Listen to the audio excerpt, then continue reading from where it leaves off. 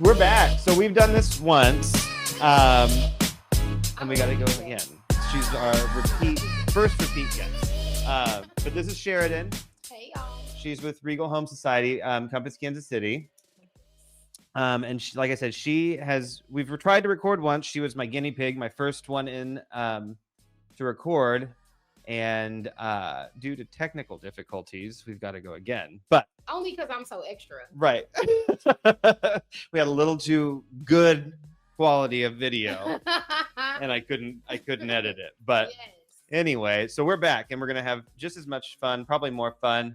Get to know you even better.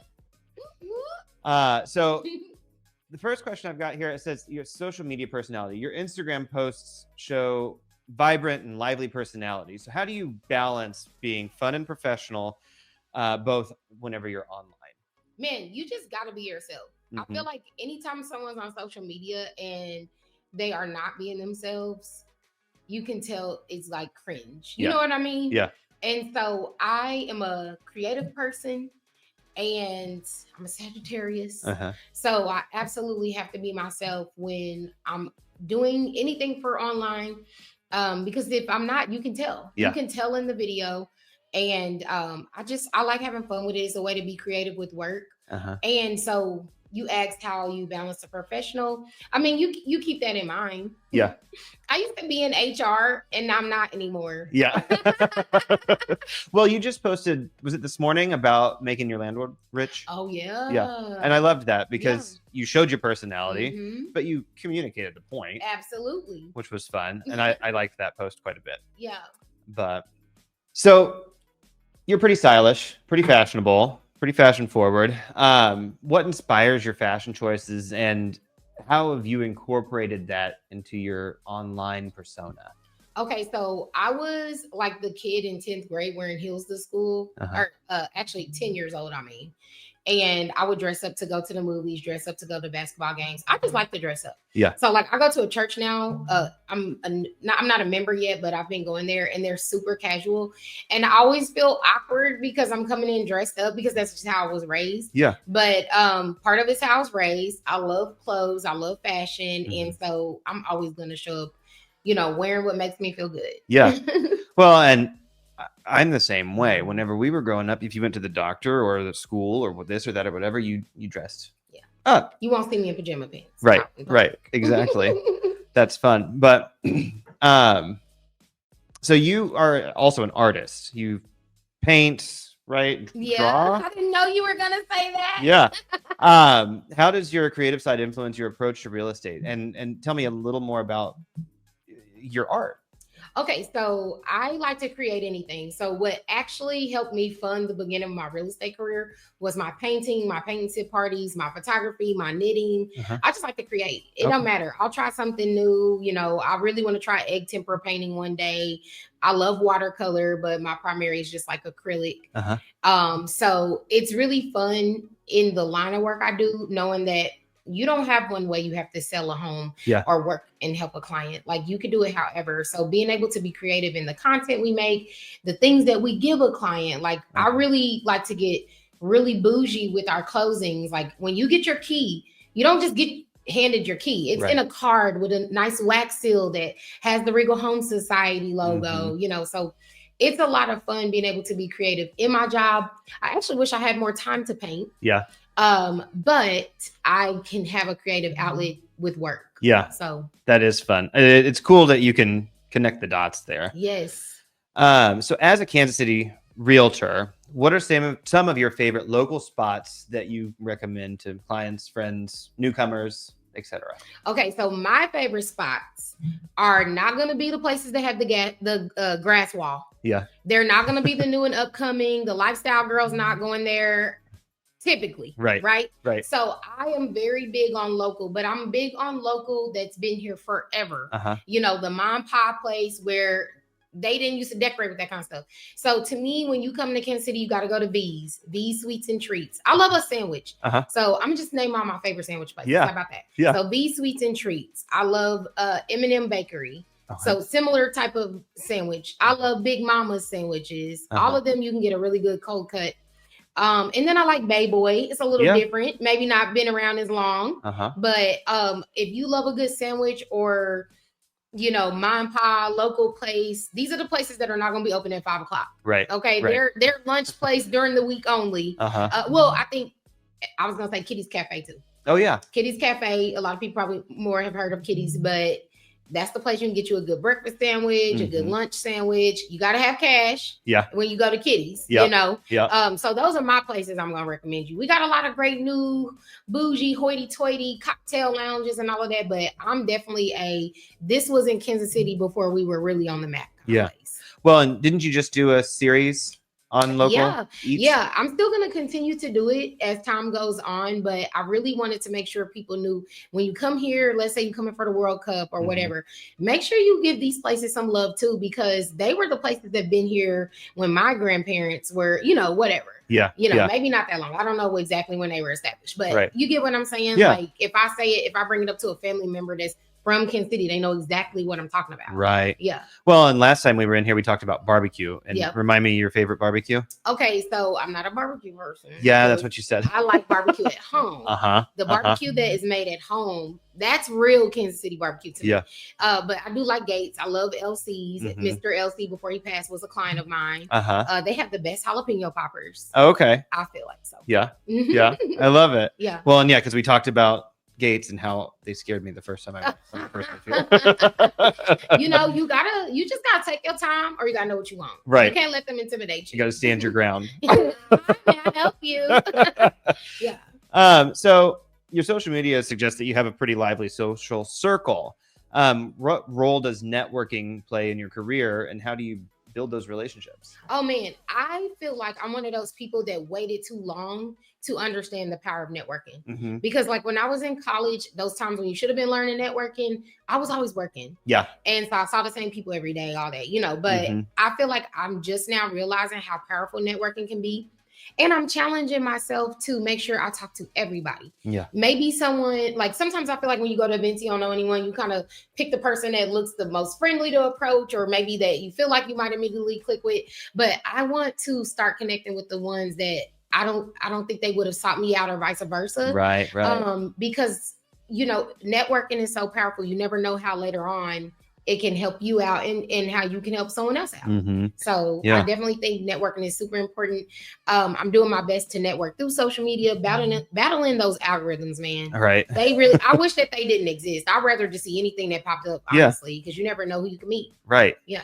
Well, and so I do my networking happy hour once a month. And my big thing, what I've learned from networking, is I get so much more out of it whenever I'm asking, how can I help you? Yeah. Okay. And like, that's been such a tool for me. Yes. Everybody that I meet, I'm naturally pretty curious about people. Like anybody that I run into, I want to know more about. Yes. But integrating that question of like, hey, how can I help you? You're really good at that too, by the way. Well, thank you. I'm giving you your flowers. Thank you. Well, and then like something I'm going to start trying to do on my social media. This sounds really bad. I didn't used to follow people back, especially other realtors, because I'm not on social media to meet other realtors. But I changed my mind on that. Yeah. And on top of that, now when someone follows me, I'm making sure I follow them back, and I'm DMing them. Yeah. It's going to be a set time. It might not be at that exact moment that I log in and I see the notification, but I am going to try to actually introduce myself and use this powerful tool that's in our hand, right, that can connect you with literally anyone in the world, and actually make a connection versus just a follow. Right. I'm going to try. Well, and I've always said the same thing about social media. I'm like, I can get 1 million likes and that's great, but what good does it do if I'm not connecting? Yeah, exactly. Yeah.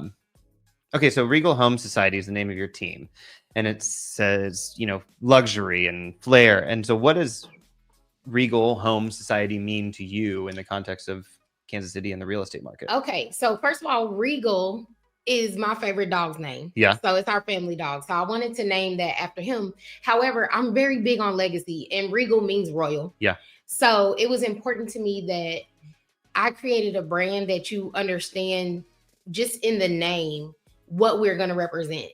So when I think of legacy, I think of royalty. Yeah. And I call it Regal Homes Society because I want you to feel like you're a part of it too. Yeah.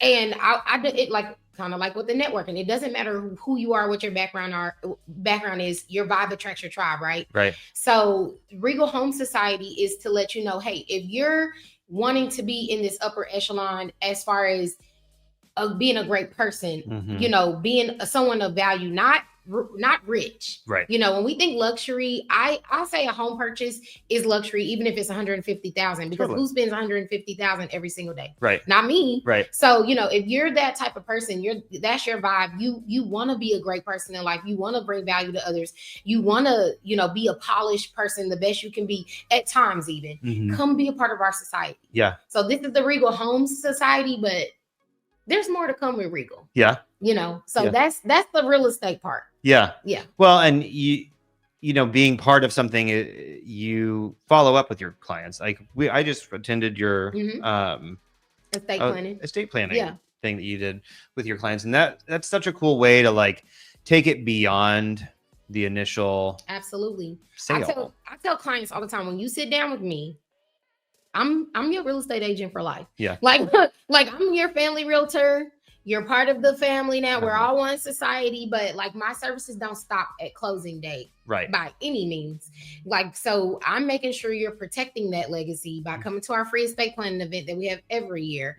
I'm making sure that you have your contractors and all of that.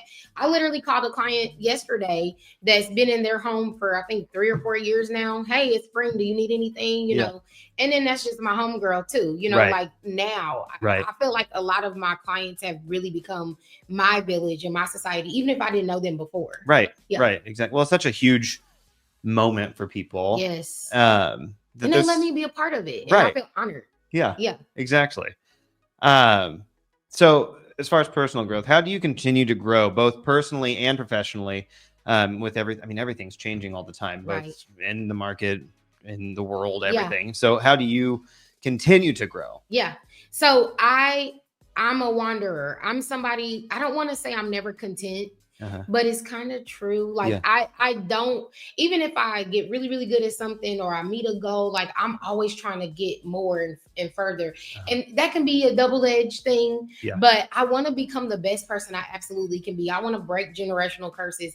I want to achieve my biggest dreams. I want to keep going. And how can I do that if I'm just in one spot? You know, I do believe in mastering something, you know, and I think that I've done that with residential homes, first-time home buyers, people selling. So I'm ready to do more. You know, our team is always open to new agents and helping them grow and learn in their career if they're hungry. You know, because it's not a team you can come to and just hang your license.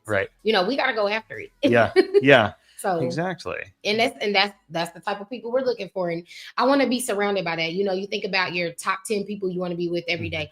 I feel like when I'm around you, Ryan, you're always trying to help us to be better. You know, so those are the type of people I want around us. Good. You know. Yeah. Well, and that is my goal. Anybody that I run across or work with, I'd hope to be able to at least make their day better. You do that. You so do that. And you were so patient when I first met you, because I feel like I met you 3 times before it really clicked for me. Right. Because you're right. Like one time I met you with facial hair and then the next day you didn't have it. And I'm just like, I feel so bad. No. But you always have that. You're consistent with trying to help people feel good. Yeah. So thank you for being patient with me. Of course. Thanks. Thank you. So we kind of touched on this, but you really enjoy connecting with your clients on a personal level. Can you share a memorable client story where you went above and beyond to help them with their dream home or their first home? Or yeah, honestly, one story. Wow. I know, to narrow it down. I mean, for me, it's a type of client. I tend to have, so not all, but a lot of my clients are women. Yeah. Okay. So statistically, women are the number 1 home buyers anyway. Yep. So a lot of my past clients, current clients are a lot like me. And when I first bought my home, I had no direction. And I was a realtor, but I had only done like 2 transactions at the time. So my type of client is someone who I feel like in general, when I think about helping and guiding them, is someone who is like me, who wants to have generational wealth. So I feel like I don't have just one great story.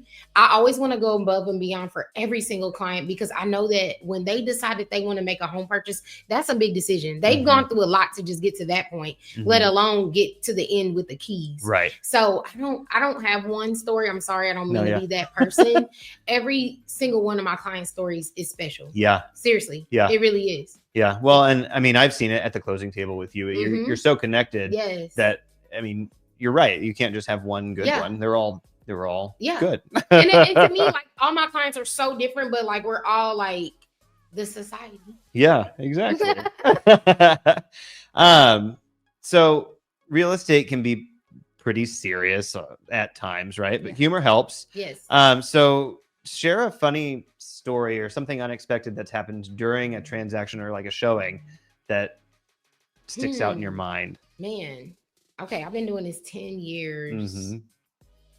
Okay, this one's kind of weird. Yeah. Like, so one time I was showing a lady and her daughter a house, and we were in the basement. Basements freak me out anyway, like, you know, unless they're finished. But so we're in the basement, and then there's like, it's a long ranch home.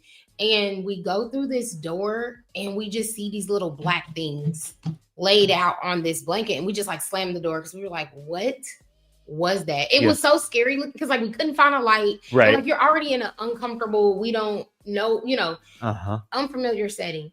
And then so I was like, are these alien pods? Like, it was really so, like, you know, we left and we were creeped out. They didn't go for the house. This was literally years ago.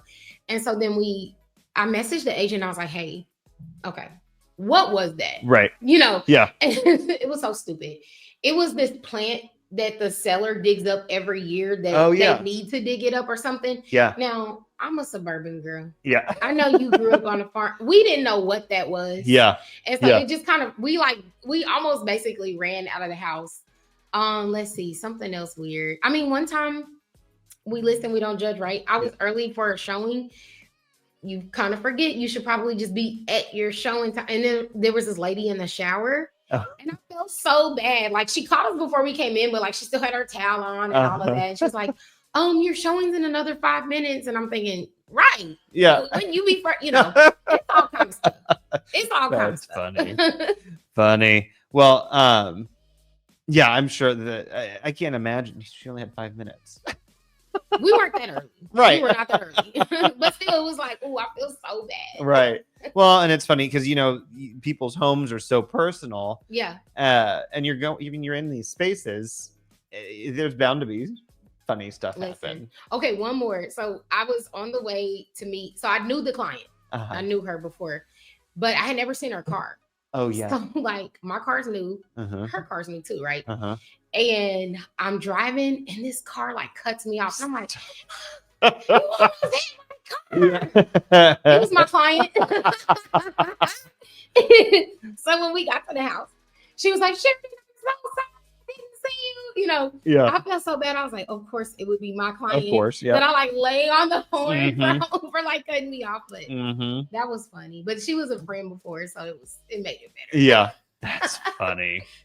So as we look forward to the future, what are some of the goals that you have for your real estate career, your personal goals, social media presence, all of it? What's going on? So for me, like, we don't do this every day for just fun, right? Like, so it's always been my passion to serve the underserved in our community, to learn about generational wealth through homeownership. So with that being said, I have to convert as many people as I can to be homeowners. Yeah. Even if it's not forever. I don't believe in a forever home at all. You know, I think that concept and ideology is kind of old. Even if you even if you do end up in a home that you're going to be in a long time, or maybe it does turn into your forever home, that's awesome. But you don't have to even go into it with that mindset necessarily. Right. So it is my goal, no matter what we're doing.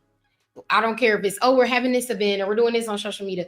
The whole point for me is to attract leads, to ensure that people that have not been taught this information before are getting to the info, getting the help they need to get in home so they can build generational wealth through home ownership. Because I just fully believe that is the best, quickest, and I'm not going to say easiest, but easiest way to get to wealth for future generations in your family over anything. And so anything we're doing, that's the goal. Well, and there's such a education gap, for young people, especially that, that they, where are they going to learn that? Especially people that maybe didn't grow up with parents that were homeowners, or if they're first generation or first time, there's just... Well, I'm going to throw one in there. I have a client who, he is 80, probably 81 now. He's awesome. If you saw him, you wouldn't think he was 80, if that makes sense. Yeah. And he's a local movie producer here in Kansas City. It was an honor to work with him. And he essentially was a first-time homeowner. He hadn't owned a home more than 30 years. Oh, wow. At that point. And so he was buying a home for the first time again, and he was familiar with the process. But I mean, you talk to anybody that bought a house 20 years ago will tell you a whole different story than someone from 5 years ago. So anyway, he is a homeowner now, and he has 2 daughters that, even though maybe he may not be in there a long time, I hope he's in there 20, 30 more years, he still has created a wealth tool for his daughters. Right. And it's in a neighborhood he likes, knows, and is familiar with, while he still produces movies in Kansas City. Oh, yeah. And that's an example of still helping someone build generational wealth that doesn't maybe look like what we thought. Right. You get what I'm saying? Yeah, so totally. I agree with that. Whatever the demographic, I want to be sure that you have that knowledge and you have those tools, whether it's a starter home or an upgrade, or we're moving you out of your first one, you're keeping it as a rental and upgrade. So I just listed a home today that was on a private office. This was their first home for 10 years. I helped them buy one last year. They used it as a rental for 1 year. Yeah. They thought they were going to use it to secure their retirement. They realized they didn't want to do that. Yeah. So now we're selling it. But guess what? They had somebody paying their equity for a year. Right. And now they're going to make a bigger profit off of it this year than if we would have sold it last year. Right. So, well, and you had just, again, you posted something again the other day about the education piece, and you do home buyer education courses pretty regularly? Classes, for free. One-on-one, in mass quantities, whatever. I want you to get the info. Right. And I think that's great for people to know. Yeah. Because there is, I mean, like you said, no matter the demographic, there's just so many people out there that, like you say, if they didn't buy but 20 years ago, it's an absolutely different process than it was then. Yeah. I feel like buyers now buying in 2025 have a different process than 2020. The conversations are different. Absolutely. And this market to me feels more like how it was in 2018, 2019. Yeah. So that's interesting. But Well, on the ebbs and flows. So you've been in since 2015? 10 years. Okay. So kind of speak to that. What have you seen? What have been the ups and downs? I feel like I'm new. Yeah. I know that sounds weird because real estate is always changing. Right. There's always something to learn. Always. If you get with an agent and they tell you, I've been doing this forever, I'm telling you, there is always something you can learn with real estate, even just on a local level. Like, for example, we got the stuff with Jackson County and the taxes. There was just a settlement today with the judge, and I'm not even going to go into that. But the point is, agents still need to stay on top of that. Right. So, I feel like I still am a novice, especially when you get among someone like an agent like Twyla Rist or Doug Netzer. And, they've been doing it 20 and 30 years. And I feel like I want to learn as much as possible. I do feel like I'm tenured. I feel like I am an expert. Yeah. But I still feel new. Yeah. Because there's so many different properties. There's so many different avenues in real estate you can go into. I've sold a lot of different properties. I've sold a really nice luxury home. I sold a lake house, a condo. Those are all very different. Right. Still the same piece of paper we use. And don't you feel like you learn something every single transaction? Every single time, even if I've done it before. Right. Every single time. Because I mean, even this house and the house next to it. Yeah. Can be completely different. I don't care how many transactions you've done. Right. You can learn something from every transaction. Yeah. Well, I think that's important to recognize too. And to be able to say, I'm learning every day. Yeah. So what about personal goals? What do you got on the docket? Man, that's a weird question because I'm like, do I have a life? Personal goals. I really want to get back to traveling. I love to travel. One day I want a family. Is that what you mean? Like, is that what you mean by personal goals? Okay. Yeah. One day I want a family, but I want to travel. And again, every time I'm out of town, I still work a little. Like, I still go to her house. I was in Phoenix during Christmas time, and I still went to an open house out there just to see what the houses are like. So I do kind of want to mix them. Yeah. You know, I would love to be a international international sales agent, an ISA. I really want to help people with, you know, if I go check out this place and I think it's great, you know, maybe we can get you an investment property over there or whatever, you know, like I really want to get involved with homes in Ghana. Oh yeah. I love Ghana. I want to go back, you know, so traveling, being fabulous, shopping, meeting new people, having fun, you know, the party. All the good stuff. Yeah. Love it. Super. Well, that was all the questions that I had for you. Thanks for coming back and doing this again. Of course. I'll do it whenever you want me to. Yeah. Well, and we can get a group in. I know you've got Audrey on your team. I'd love to get you guys in here together. And I mean, maybe we can play a little game or do a little something and make it fun. Should we do like one of those like back to back and like kind of like one of those couples games? Yeah, that would be lots of fun. That game, like the marriage game? Yeah, where you guess the answer. That would be lots of fun. But anyway, well, thanks again. Had lots of fun. We'll see you guys. Bye. Thanks.